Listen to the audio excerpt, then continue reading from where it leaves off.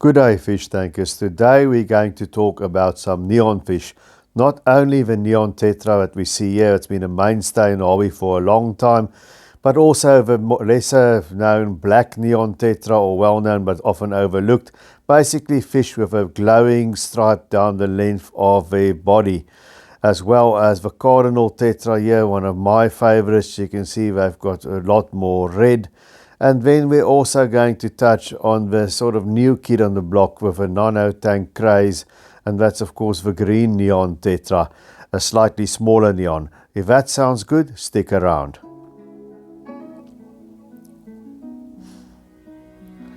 Now, one thing that all these little fish have in common is they like to be in shoals. They like big groups, they are strength in numbers, and they're just more bold and they're just happier if there are many of them together. Absolute minimum 6, but the more the merrier. 8 is better, 10 is even better, 20 is great, 30 is fantastic. So they are small fish, but keep in mind before putting them in too small tanks, they like to be in big numbers and they display much better like that.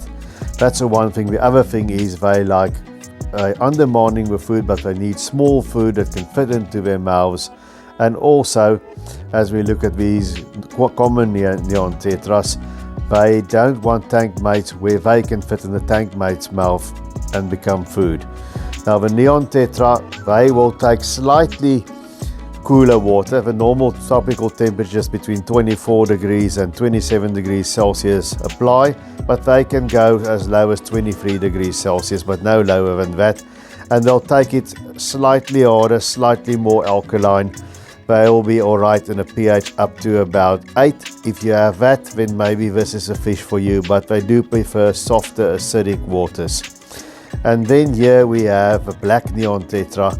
They're also overlooked because they look kind of drab in the dealer's tank, as you can see here. They don't have that bright red and blue, they have only that black edging and that white stripe.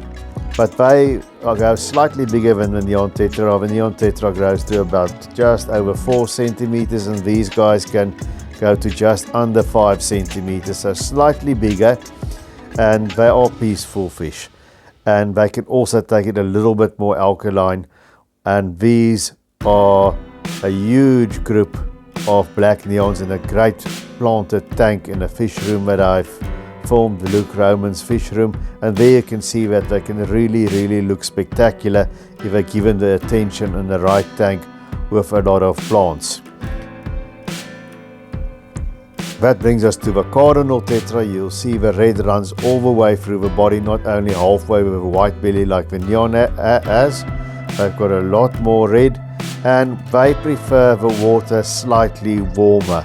They don't like anything under 25 degrees Celsius, and they do well on those discus temperatures of 29 degrees Celsius and even warmer.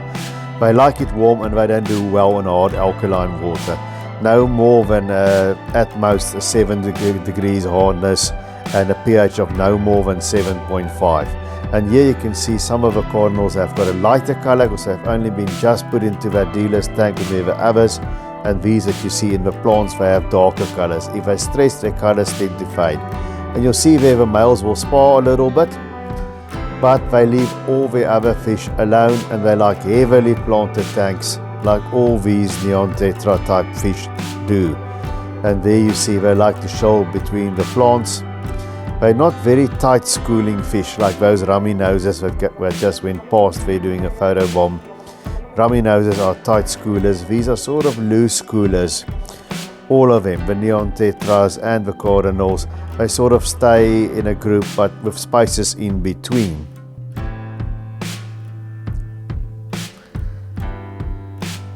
And then you also can see with them, there you see the rummy noses going past again, the tight schoolers. And the Cardinal tetras like being in that Vallisneria forest that we've got.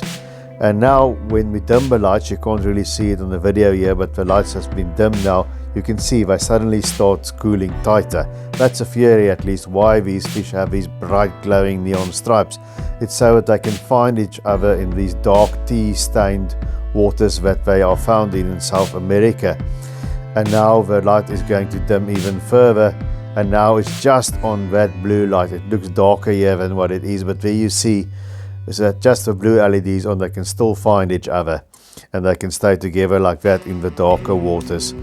Now here is the green neon tetra. We haven't really had them in the hobby here in South Africa much, but I see them a lot more now. They're very similar to the neon tetra. In the past they were also called the false neon tetra. And you see they've got the reddish coloration a little bit more to the front of the body as well, like the Cardinal, but the red is much lighter. It's almost a pinkish hue. So they've got this blue and sometimes green stripe depending how the light hits them, and then this very faded sort of red. And they don't grow as big, they stay small.